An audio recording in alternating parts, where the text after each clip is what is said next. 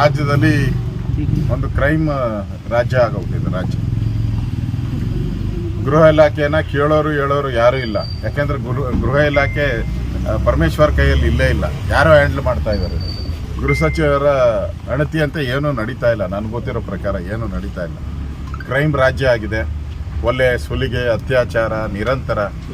ಒಂದೇ ತಿಂಗಳಲ್ಲಿ ನೇಹ ಕೊಲೆ ಆದ ಒಂದೇ ಒಂದು ತಿಂಗಳು, ಇನ್ನೂ ಆರೇ ಇಲ್ಲ. ಅದರ ಇದು ಮಣ್ಣು ಮೂಣಿರೋದು ಇನ್ನೂ ಆರೇ ಇಲ್ಲ, ಮಣ್ಣಾರಿಲ್ಲ. ಅಂಥದ್ರಲ್ಲೇ ಇನ್ನೊಂದು ಕೊಲೆ, ಅಂಜಲಿ ಕೊಲೆ ಆಗಿದೆ. ಅಂದರೆ ರಾಜ್ಯದಲ್ಲಿ ಕಾಂಗ್ರೆಸ್ ಸರ್ಕಾರ ಬಂದರೆ ಈ ಥರ ರೌಡಿಗಳಿಗೆ, ಕೊಲೆ ಕಲುಗುಡುಗರಿಗೆ ಹಬ್ಬ. ಕಾಂಗ್ರೆಸ್ ಬಂತು ಅಂದರೆ ಕೊಲೆಗಡುಗರಿಗೆ ಹಬ್ಬ ಮಾಡ್ತಾರೆ ಎಲ್ಲರಿಗೂ. ಈ ಹಬ್ಬಕ್ಕೆ ಕಾಂಗ್ರೆಸ್ ಅವರೇ ನೇರ ಕಾರಣ. ಇವತ್ತು ಹೇಳಿದ್ದಾರೆ, ಯಾರು ಅಂಜಲಿ ಅವರ ಹೆಣ್ಮಗಳ ಕೊಲೆ ಆಗಿದೆ, ಅವರ ಮನೆಯವರು ಹೇಳಿದ್ದಾರೆ, ಅವ್ರ ತಾಯಿ, ಅವರ ತಂಗಿ, ಅಕ್ಕ ಯಾರೋ ಹೇಳಿದ್ದಾರೆ ನೇಣು ಹಾಕಬೇಕು, ಗಲ್ಲಿಗೆ ಹರಿಸ್ಬೇಕು ಅಂತ. ಇದಕ್ಕೆಲ್ಲ ಪರೋಕ್ಷವಾಗಿ ಬೆಂಬಲ ಕೊಡ್ತಾ ಇರೋದು ಇಲ್ಲಿನ ಕಾಂಗ್ರೆಸ್ ಸರ್ಕಾರ. ಭಯೋತ್ಪಾದಕರಿರ್ಬೋದು, ಕೊಲೆಗಡಕರಿಗಿರ್ಬೋದು, ಸುಲಿಗೆಕೋರರಿಗೆ. ಬಂದಂಥ ಒಂದು ವರ್ಷದಲ್ಲಿ ಮಳೆ ಬರೆದಿದ್ರೂ ಅದಕ್ಕಿಂತ ಜಾಸ್ತಿ, ಮಳೆಗಿಂತ ಜಾಸ್ತಿ ಕೊಲೆಗಡಕರ ಕಾಟನೇ ಜಾಸ್ತಿ ಆಗ್ಬಿಟ್ಟಿದೆ. ಮಳೆ ಬಂದರೆ ಏನೇನು ಅನಾಹುತ ಆಗ್ಬೋದು ಅಂತ, ಅದಕ್ಕಿಂತ ಜಾಸ್ತಿ ಅನಾಹುತಗಳು ಇವತ್ತು ಕೊಲೆಗಡಕರಿಂದ ಈ ರಾಜ್ಯದಲ್ಲಿ ಆಗ್ತಾಯಿದೆ. ಅದರಿಂದ ಸಿದ್ದರಾಮಯ್ಯನವ್ರು ಬಂದರೆ ಬರಗಾಲ, ಮಳೆನೂ ಬರಲ್ಲ, ಅದು ಬೇರೆ ಪ್ರಶ್ನೆ. ಸಿದ್ದರಾಮಯ್ಯನವ್ರ ಸರ್ಕಾರ ಬಂದರೆ ಕೊಲೆಗಳ ಮಳೆ ಸುರಿದಂಗೆ, ಮಳೆ ಹೆಂಗೆ ಸುರಿತೋ ಹಂಗೆ ಕೊಲೆಗಡಕರ ರಾಜ್ಯ ಆಗ್ಬಿಟ್ಟಿದೆ. ಕ್ರೈಮ್ ರಾಜ್ಯ ಆಗಿದೆ. ಮಾಡಿದಾರೋ ಪ್ರಜ್ವಲ್ ರೇವಣ್ಣ ಮೇಲೆ ಏನೇ ಕ್ರಮ ತೆಗೆದುಕೊಂಡು, ಅದೇ ಥರ ಹಂಚೋದು ಕೂಡ ದೊಡ್ಡ ತಪ್ಪಲ್ಲ. ಹಂಚಿದವ್ರ ಮೇಲೆ ಏನು ಕ್ರಮ ತೆಗೆದುಕೊಂಡಿದ್ದೀರ? ಏನೂ ಇಲ್ಲ ಕ್ರಮ. ಅಂದರೆ ನಿಮ್ದೆಲ್ಲ ಒಂದು ರೀತಿ ಕಣ್ಣು ಮುಚ್ಚಾಲೆ ಆಟ ಆಡ್ತಾ ಇದೆ ಕಾಂಗ್ರೆಸ್ ಅವರು. ಸತ್ಯ ಸಂಗತಿ ಬರಬೇಕಾದ್ರೆ ಇದು ಯಾರಾದರೂ ಅವ್ರಿಗೆ CBI ಮೇಲೆ ನಂಬಿಕೆ ಇಲ್ಲ ಅಂದರೆ, ಯಾರಾದರೂ ಸಿಟ್ಟಿಂಗ್ ಜಡ್ಜ್, ಸುಪ್ರೀಂ ಕೋರ್ಟಿನ ಸಿಟ್ಟಿಂಗ್ ಜಡ್ಜ್ ಅವರ ನೇತೃತ್ವದಲ್ಲಿ ಈ ತನಿಖೆ ಆದರೆ ಏನಾನ ಸತ್ಯ ಸಂಗತಿ ಹೊರಬಡಬಹುದು. ಇಲ್ಲ ಅಂದರೆ ಇದೊಂದು ಮುಚ್ಚಾಕುವಂಥ SIT.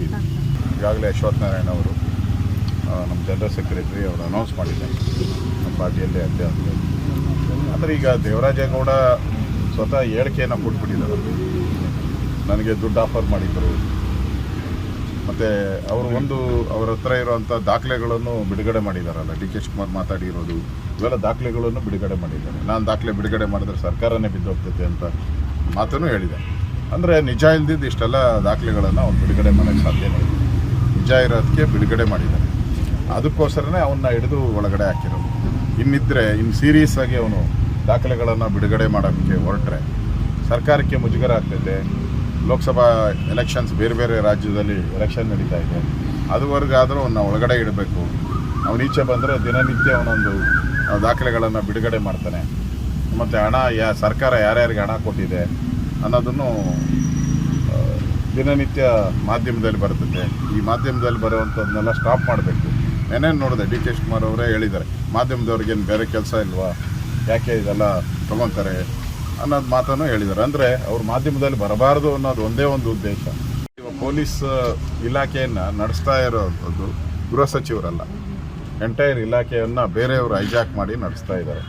ಅದರಿಂದ ಈ ಒಂದು SIT ತನಿಖೆಯಿಂದ ಸತ್ಯ ಹೊರಬರುತ್ತೆ ಅಂತ ಕರ್ನಾಟಕದ ಯಾವುದೇ ಒಬ್ಬ ಸಾಮಾನ್ಯ ನಾಗರಿಕ ಕೇಳಿದ್ರು ಅವ್ರಿಗೆ ನಂಬಿಕೆ ಇಲ್ಲ.